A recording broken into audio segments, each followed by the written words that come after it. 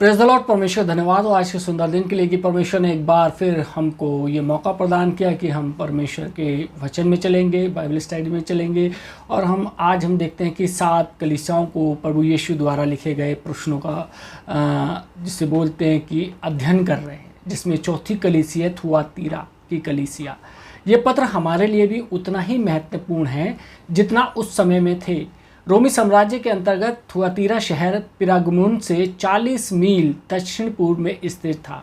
ये एक बहुत ही सामान्य सा कस्बा था। जिन 7 कलीसियाओं को पत्र लिखे गए थे उन सभी में सबसे छोटा स्थान थुआतीरा ही था। परंतु विचार करने की बात यह है कि सबसे छोटा स्थान की कलीसिया को प्रभु यीशु मसीह सबसे लंबा पत्र लिखते हैं। जी हाँ, सबसे लंबा पत्र प्रभु यीशु मसीह ने थुआतीर की कलीसिया को लिखा। थुआतीर में कपड़े बनाने और उन्हें रंगने का जो था बिजनेस था, जिसे बोल सकते हैं कि व्यवसाय प्रमुख था।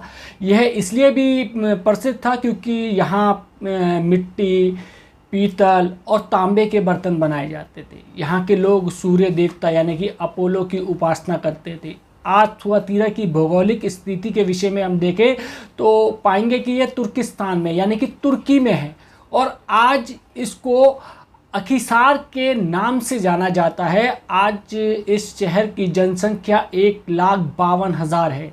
आज यहाँ का प्रमुख व्यवसाय तंबाकू उत्पादन और जैतून का तेल बनाने का है। इंटरनेट पर यदि अखीसार के विषय में जानकारी प्राप्त की जाए तो ये एक बहुत ही खूबसूरत शहर है और यहाँ पर बहुत से पहाड़ों पर आवासीय भवन बने हुए हैं। यह बहुत ही खूबसूरत इमारतें हैं और शहर बहुत ही सुनियोजित ढंग से सेक्टरों में बटा हुआ है। इंटरनेट पर ही हमें थुआतीरा के पुराने चित्र भी देखने को हमारे को मिल जाएंगे। जब हम इंटरनेट पे सर्च करेंगे तो पुराने चित्र, पुरानी चीज़ें भी देखने को मिलती हैं। आज के समय में तुर्की में मसीहों पर बहुत सताव आ रहा है और लाखों मसीही पिछले 10 वर्षों में तुर्की छोड़कर चले गए हैं। आज सबसे महत्वपूर्ण बात जो है वो ये कि थुआतीरा की कलीसिया वहाँ पर नहीं है। आज अखीसार में कोई भी कलीसिया नहीं पाई जाती।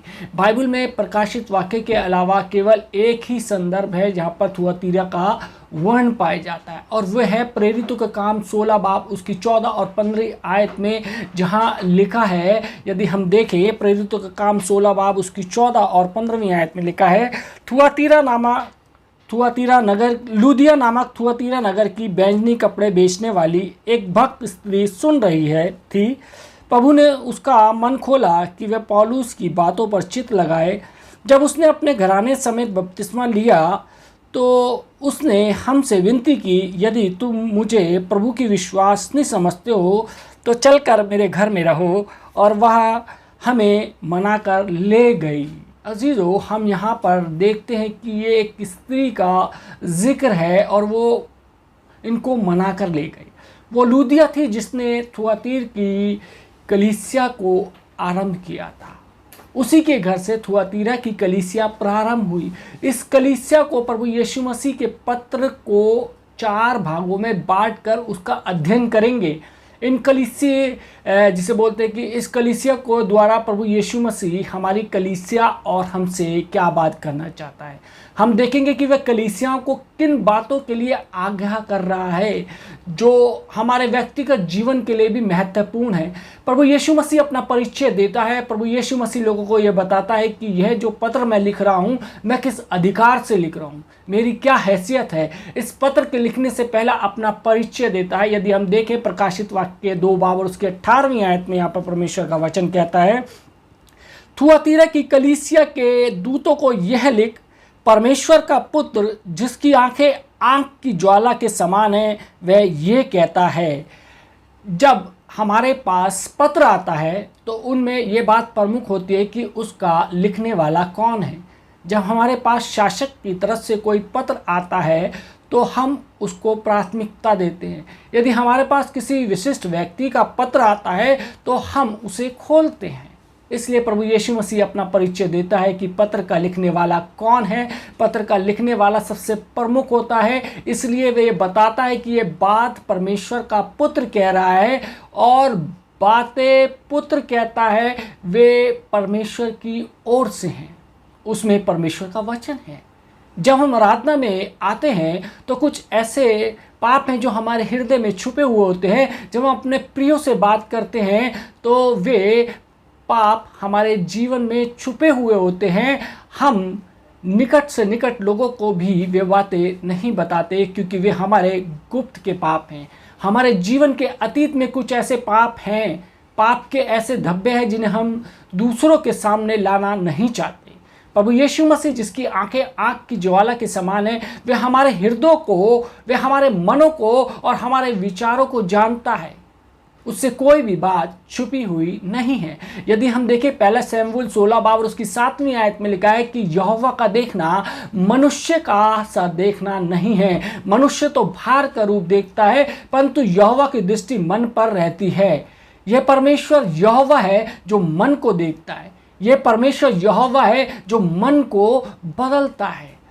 इस यहोवा परमेश्वर के लिए यह प्राथमिक नहीं कि हमारा बाहरी आवरण कैसा है, हमारे पास कितना धन है, हम कैसा दिखते हैं, हमारी शक्ल कैसी है। परमेश्वर यहोवा तो हमारे मनों को देखता है। यदि प्रभु यीशु मसीह के बारे में हम देखें तो बहुत से संदर्भ हमें मिलते हैं कि किस प्रकार प्रभु यीशु मसीह ने व्यक्ति को देखा और उसने उसके हृदय को जान लिया, उसके विचारों को, यहाँ तक कि उसने उसके मन को जान लिया। जब धनी युवा प्रभु यीशु मसीह के पास आया तो मरकुस रचित सुसमाचार 10 बाब और उसकी 21वीं आयत में लिखा है, उस पर दृष्टि करके उसने कहा तुझ में एक बात की घटी है। जब झोले के मारे को कुछ लोग लेकर आते हैं तो प्रभु यीशु मसीह उससे कहता है तेरे पाप क्षमा हुए। और लिखा है कि जो लोग वहां बैठे हुए थे प्रभु यीशु मसीह ने उनके मन की बात जान ली। फरीसियों, शास्त्रियों और महायाजकों से जब प्रभु यीशु मसीह का सामना होता है तो प्रभु मात्र उनके शब्दों को नहीं, मन की बातों को जानता है। यह प्रभु यीशु मसीह हमारे मनों की बातों को भी जान लेता है। और आज हमारे लिए जो प्रश्न है वो ये कि जब प्रभु यीशु मसीह हमारे हृदय को देखता है तो कौन कौन सी बातें दिखाई देती हैं। क्या जलन दिखाई देती है, कटुता दिखाई देती है, दोहरापन दिखाई देता है, प्रेम दिखाई देता है, क्षमा दिखाई देती है, परमेश्वर का प्रेम दिखाई देता है। ये प्रभु यीशु मसीह हमारे हृदय को देखता है, हमारे विचारों को जानता है।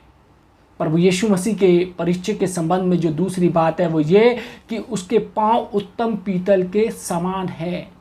थुआतीरा में पीतल का एक बड़ा व्यवसाय था, एक बहुत बड़ी फैक्ट्री थी जहां पर पीतल की प्रतिमाएं भी बनाई जाती थीं और लोग ये जानते थे कि पीतल क्या होता है। बाइबल में यदि हम पुराने नियम में देखें तो पाएंगे कि पीतल परमेश्वर के न्याय का प्रतीक है। यदि बलिदान की वेदी की बनावट को देखें कि किस प्रकार से वे वेदी बनाई गई थी जहां पर लोग बलिदान चढ़ाते थे, यदि हम देखें निर्गमन 27 बाब उसकी 2 से 4 आयत में इस बात का वर्णन है कि किस प्रकार उसे पीतल से मढ़ा गया था। निर्गमन 29 बाब और उसकी 36वीं आयत में यह पाया जाता है कि उस पीतल की वेदी में प्रतिदिन पाप बलि चढ़ाई जाती थी। गिनती 21 बाब और 9 आयत में लिखा है, यदि हम देखें कि अतः मूसा ने पीतल का एक सांप बनवाकर खंबे पर लटकाया, तब सांप के डसे हुओं में से जिसने उस पीतल की सांप की ओर देखा वो जीवित बच गया। प्रभु यीशु मसीह ना सिर्फ हमारे हृदय को देखने वाला है परंतु गंभीर बात यह है कि वे हमारा न्याय करने वाला है। वे हमारा न्यायी है। एक दिन आएगा जब वह न्याय के सिंहासन पर बैठेगा और हमारे अनंत का निर्णय करेगा।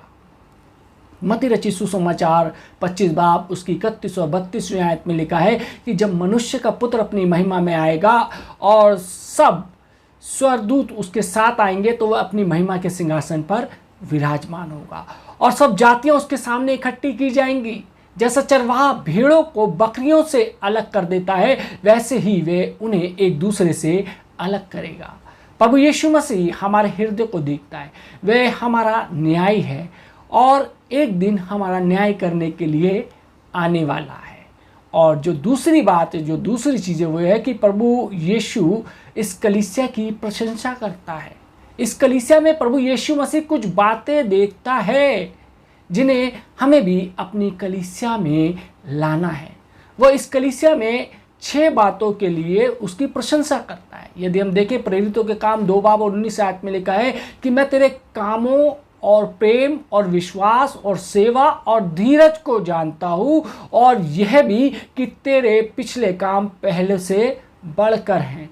प्रभु यीशु मसीह कहता है कि तू कार्य करने वाली कलीसिया है, प्रेम करने वाली कलीसिया है, विश्वास करने वाली कलीसिया है और सेवा करने वाली कलीसिया है। यहाँ पर सेवा करने के विषय में जो शब्द इस्तेमाल हुआ है, यदि हम उसे मूल ग्रीक भाषा में देखें तो वो शब्द है डायोकोनियन, जिसका अर्थ होता है प्रचार की सेवा। ये कलीसिया न सिर्फ कार्य करने वाली, प्रेम विश्वास करने वाली कलीसिया थी, बल्कि वो प्रचार करने वाली कलीसिया थी। इनके इतने कार्य और इतनी सेवा पहले से बेहतर होती जाती थी और हर बात में वो परिपक्वता की ओर आगे बढ़ते जाते थे। परंतु यदि हम आगे बढ़ते हैं तो हम पाते हैं कि अच्छा कार्य करने का अर्थ ये नहीं है कि कुछ भी गलत बात भी उनके जीवन में नहीं थी। यदि हमें कुछ अच्छाइयाँ हैं और उसके साथ कुछ बुराइयाँ भी बनी रहें और हम सोचें कि परमेश्वर उसकी अवहेलना कर देगा, उन बातों के लिए हमें दंडित नहीं किया जाएगा, तो हमारा ऐसा सोचना सरासर गलत है। मेरे एक परिचित ने कहा कि मैं घूस रिश्वत लेना गलत नहीं समझता, क्योंकि जितनी रिश्वत मैं लेता हूँ उसका 50% मैं कलीसिया को दान में दे देता हूँ। लगभग कुछ वर्ष पुरानी बात है, उस समय में हज़ारों रुपये दान स्वरूप कलीसिया में वो देते थे। शायद हो सकता है कि चर्च की आराधना में हम नियमित रूप से भाग लेते हों, हम चर्च कमेटी के सदस्य हों, फेसबुक पर रोज़ सरमन रोज़ डालते हों, रोज़ हम सरमन सुनते हो, हम मसीह संस्थानों में कार्य करते हो, हम परमेश्वर के कार्य को त्याग के साथ करते हो और हम सोचने लगे कि हमारे जीवन में कुछ भी गलत बात के साथ साथ ये भी सब चीज़ें चलती रहेंगी, दुनियावी चीज़ें, तो उसमें उससे कोई अंतर नहीं पड़ता। अगर हम सोचते हैं कि ऐसा है तो ये गलत है। परमेश्वर हर छोटी से छोटी बात का न्याय करेगा, हमारे जीवन के अंदर दोहरापन नहीं चलेगा। और तीसरी बात जो परमेश्वर यहाँ पर कहता है, प्रभु यीशु मसीह कलीसिया को चेतावनी देता है। बहुत से टीकाकारों का ये मत है कि अहाब राजा की स्त्री इजाबेल, जिसका वर्णन पुराने नियम में किया गया है, जो अपने आप को भविष्यवक्तन कहती थी, जो सब प्रकार के कुकर्म और अनैतिक बातों को धार्मिकता का अंग बताती थी, उसी इजाबेल से इस स्त्री की तुलना की गई है। प्रमुख टीकाकार विलियम बार्केले ने अपने शोध और तत्कालीन इतिहास के आधार पर और जो दस्तावेज उसके पास हैं उसके आधार पर यह कहा है कि उन दिनों में जो थुआतीरा की कलीसिया के बिशप थे, संभावत उनकी पत्नी का नाम इजाबेला था। और यह है यहाँ पर जो बात प्रभु यीशु मसीह कह रहा है वो यह है कि तू इस स्त्री को रहने देता है। हो सकता है कि हम तो उसके समान पाप नहीं करते, हम तो गलत कामों में सहभागी नहीं होते, परंतु जो प्रमुख बात है वो जिसे बोल सकते हैं कि उदासीनता के पाप की बात है। प्रभु कहता है कि पाप के प्रति, गलत बातों के प्रति, अनैतिकता के प्रति तू खामोश बना हुआ है, और यह उदासीनता का पाप है। कलीसिया में कहाँ है अनुशासन? क्या किया गया उस स्त्री के साथ? प्रभु यीशु मसीह कहता है कि मैंने उसे मन फिराने का अवसर दिया है, परंतु उसने नहीं फिराया, और ये अनदेखा करने का पाप है। हमें ये मालूम है कि कोई समस्या है, परंतु उसको अनदेखा किया जा रहा है। चलने दो, जैसा चल रहा है, ये टालने का पाप है, तटस्थ का पाप है। यदि हम देखें याकूब 4 बाब और उसकी 17वीं आयत में लिखा है, इसलिए जो कोई भलाई करना जानता और नहीं करता उसके लिए ये पाप है। प्रभु यीशु मसीह कहता है प्रकाशित वाक्य 2 बाब और उसकी 20वीं आयत में लिखा है कि पर मुझे तेरे विरुद्ध यह कहना है कि तू उस स्त्री इजाबेल को रहने देता है, जो अपने आप को भविष्यवक्तनी कहती है और मेरे दासों को व्यभिचार करने और मूर्तियों के आगे चढ़ाई गई वस्तुएं खाना सिखाकर भरमाती है। प्रभु यीशु मसीह कहता है कि तू ऐसी स्त्री को अपने बीच में रहने देता है, उसके खिलाफ आवाज़ नहीं उठाता, उसके खिलाफ अनुशासनात्मक कार्रवाई नहीं करता। ऐसी स्त्री को तू रहने देता है जो अपने आप को कलीसिया का अंग बताती है, मगर उसके कार्य शैतान के से हैं। हमारे जीवन में क्या कुछ ऐसे पाप हैं जिनके प्रति हम उदासीन बने हुए? हम कहते हैं कि हम तो मनुष्य हैं, हम तो कमज़ोर हैं, इसलिए कुछ ना कुछ पाप तो बने रहते हैं, उनसे कोई अंतर नहीं पड़ता। हमारी कलीसिया में कुछ ऐसे मुद्दे हैं जिनके खिलाफ कोई निर्देश नहीं है, जिनके खिलाफ हम कोई अनुशासनात्मक कार्रवाई नहीं कर रहे हैं। यदि ऐसी बात है तो प्रभु यीशु मसीह हमसे कह रहा है कि मुझे तेरे विरुद्ध यह कहना है कि तू उस स्त्री इज़ाबेल को अपने बीच में रहने देता है। ऐसे लोग जो विभिन्न पंथों पर चलते हैं, जो मिथ्या और कहानियों पर आधारित बातों को मानते हैं, उनके समाजों में भी कठोर अनुशासन देखने को मिलता है। परंतु हम क्या कर रहे हैं? हमने जिन्होंने सच्चे परमेश्वर को जाना है, प्रभु यीशु मसीह ने अपना रक्त बहाकर हमको खरीदा है। हमारी कलीसिया की पवित्रता की जिम्मेदारी हमारे सामने है और हम क्या कर रहे हैं? क्या हम उन बातों के प्रति उदासीन हैं? उन बातों के प्रति हम खामोश बने हुए हैं? यदि हम देखें प्रकाशित वाक्य 2 बाब उसकी 23वीं आयत में वचन कहता है कि मैं उसके बच्चों को मार डालूंगा, तब सब कलीसियाएं जान लेंगी कि हृदय और मनों का परखने वाला मैं ही हूँ, और मैं तुम में से हर एक को उसके कामों के अनुसार बदला दूंगा। मैं उसके बच्चों को मार डालूंगा। ये बड़ा कठोर शब्द लगता है। अक्सर ऐसा होता है कि हमको लगने लगता है कि मसीह जीवन और विश्वास बड़ी आसानी की बात है, इसमें कोई गंभीरता नहीं। यह तो अनुग्रहकारी परमेश्वर है, यह तो क्षमा करने वाला परमेश्वर है। परंतु हम भूल जाते हैं कि ये वो परमेश्वर है जिसकी एक सीमा रेखा है, जो अनुशासित करने वाला है, जो न्याय करने वाला है, जो पाप को दंड देने वाला परमेश्वर है। यह परमेश्वर प्रेम करने वाला तो है, परंतु क्रोध करने वाला परमेश्वर भी है। यह जो धैर्य रखने वाला परमेश्वर है, वो नाश करने वाला परमेश्वर भी है। जो स्वर्ग के राज्य का वारिस बनाने वाला परमेश्वर है, वही आग और गंधक से दंडित करने वाला परमेश्वर भी है। हम भूल जाते हैं ये अनुग्रह करने वाला परमेश्वर है और जलन रखने वाला भी परमेश्वर है। यदि हम देखें व्यवस्था विवरण 32 बाब उसकी 22वीं आयत में परमेश्वर का वचन कहता है, क्योंकि मेरे कोप की आग भड़क उठी है, जो पाताल तक की तह तक जलती जाएगी, और पृथ्वी अपनी उपज समेत भस्म हो जाएगी, और पहाड़ों की नींव में भी आग लगा देगी। यह परमेश्वर के क्रोध की आग है, और हम अक्सर इस बात को भूल जाते हैं। गिनती की पुस्तक में 11 बाब उसकी पहली आयत में उस समय का वर्ण है जब इजरायली बड़बड़ाने लगे, कुड़कुड़ाने लगे, शिकायत करने लगे, नकारात्मक मानसिकता उनकी हो गई। तो लिखा है कि यहोवा की आग उनके मध्य में जल उठी और छावनी को एक किनारे से भस्म करने लगी। ये वो परमेश्वर है जो इजराइलियों को बंधुआई से निकालना भी जानता है और उनकी छावनी को भस्म करना भी जानता है। परमेश्वर के वचन में हम अनेक संदर्भों को पाते हैं। यदि हम देखें भजन संहिता 7 बाब उसकी 11वीं आयत में परमेश्वर धर्मी और न्यायी है। वह ऐसा ईश्वर है जो प्रतिदिन क्रोध करता है। यदि हम देखें गलातियों 6 बाब उसकी 7वीं आयत में वचन में लिखा है कि धोखा न खाओ, परमेश्वर ठट्टों में नहीं उड़ाया जाता, क्योंकि मनुष्य जो कुछ बोता है वही काटेगा। 20 लाख इजरायली मिस्र की बंधुआई से निकाले गए थे। उन्होंने अपने जीवन के अंदर परमेश्वर के आश्चर्य कर्म को देखा तो था। 20 लाख इजरायली लाल समुद्र पार तो हुए थे, परंतु उनमें से केवल 2 लोग प्रतिज्ञा किए हुए देश में पहुंचे।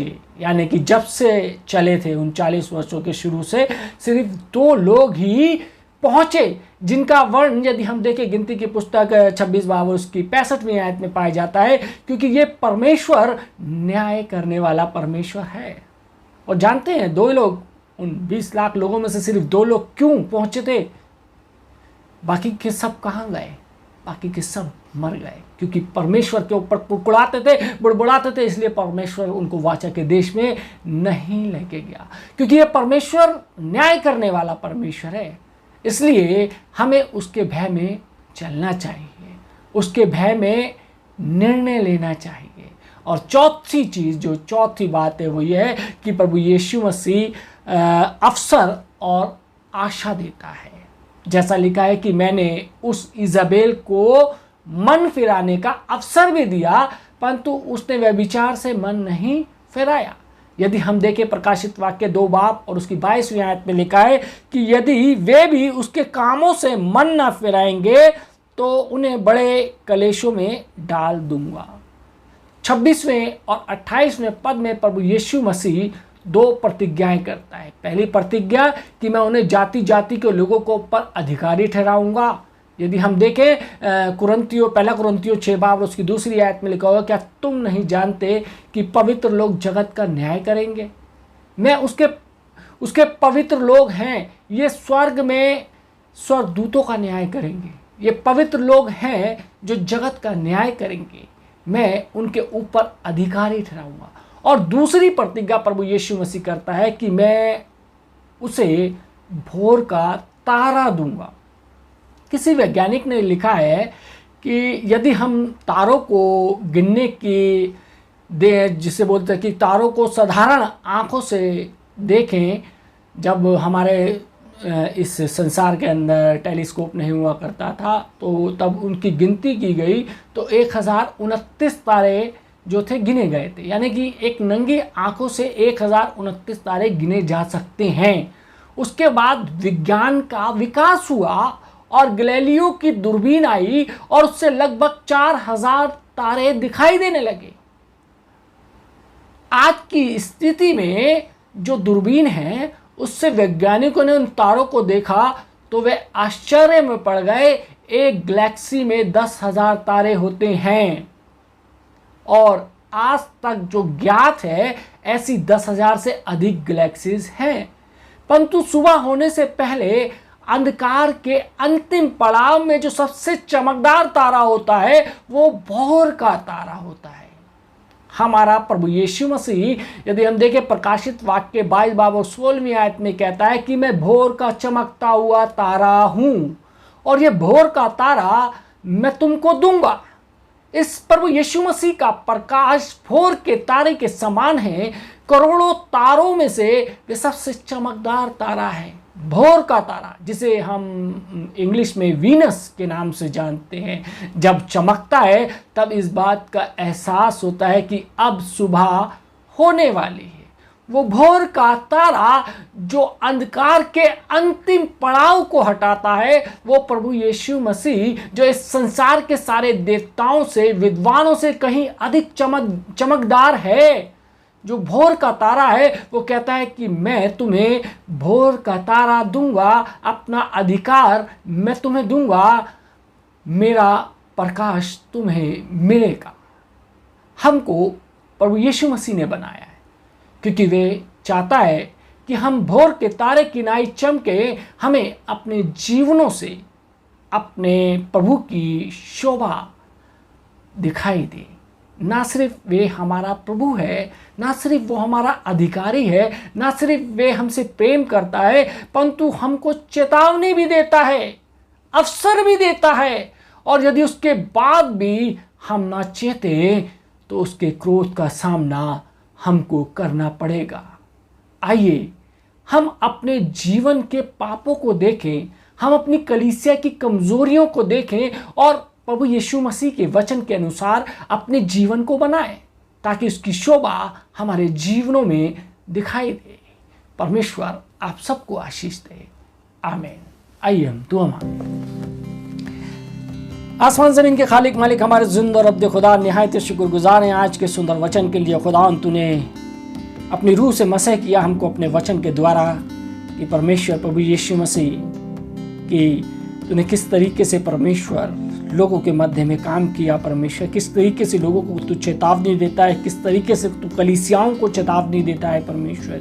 और खुदा प्रभु यीशु मसीह हम तेरी उस चेतावनियों को अनदेखा करने वाले ना हो सके, हमारे अंदर ढिठाई के पाप ना हो परमेश्वर, बल्कि खुदावन हम तेरी ओर ताकने वाले हो सके, तेरी रोशनी में, उस भोर के तारे की रोशनी में चलने वाले हो सके। यदि हमारे जीवनों में आज अंधकार है तो वो उस भोर के तारे के माध्यम से आज वो हमारे जीवनों का अंधकार दूर होने पाए। आए खुदावन प्रभु यीशु से तुझसे दुआ मांगते हैं, जितने लोगों के जीवन में अंधकार है, हताशा है, निराशा है, मायूसी है, प्रभु यीशु मसीह तमाम उन हताशाओं को, निराशाओं को और मायूसियों को पलट दे। खुदावन तू अपनी उस रोशनी से मामूल कर दे। ऐ खुदावन तेरा हम शुक्र करते हैं कि खुदावन तूने हमारे को प्रभु यीशु मसीह अपनी आशीषों से सेरो रासूदा किया है। हम तेरा शुक्रिया अदा करते हैं। आज ये वचन खुदावन प्रभु यीशु मसीह जितने लोगों ने सुना है परमेश्वर, इनको खुदावन तू आशीषित कर, इनके परिवार पे खुदावन तेरी आशीष हो, ये तेरे वचन के पीछे चलने वाले हैं। यीशु मसीह के नाम से मांगते हैं, आमीन।